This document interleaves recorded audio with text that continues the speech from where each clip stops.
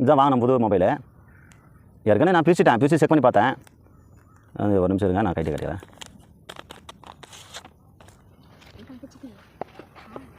ஏற்கனவே நான் யூஸ் பண்ணுறேன், நல்லா தான் இருக்குது.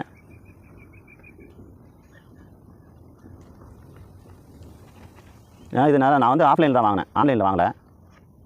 நான் ஆன்லைனில் போட்டோம்னா ஃப்ளிப்கார்ட்டில் அவனான்றான் பாதி தூரம் வருவான், எங்கள் வேலை இதோட முடியுதுங்க, இதுக்கப்புறமா என்னால் வர முடியாது அப்படின்றான்.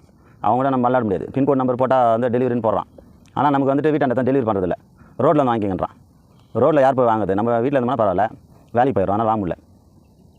சரின்னு சொல்லிட்டு என்ன பண்ணது, வேலைக்கு ஆகுதுன்ட்டு நான் இதில் வாங்கிட்டேன், ஆஃப்லைனில் வாங்கிட்டேன்.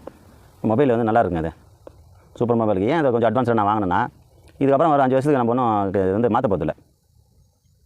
அதனால் என்ன பண்ணிட்டேன், அட்வான்ஸாக வாங்கிட்டேன். ஏன்னா மொபைல் வாங்குறது எதுக்கு வாங்குறான்? ஃபோன் பேசுறதுக்கு இல்லை மற்ற இதுக்கு யூஸ் பண்ணுறதுக்கு.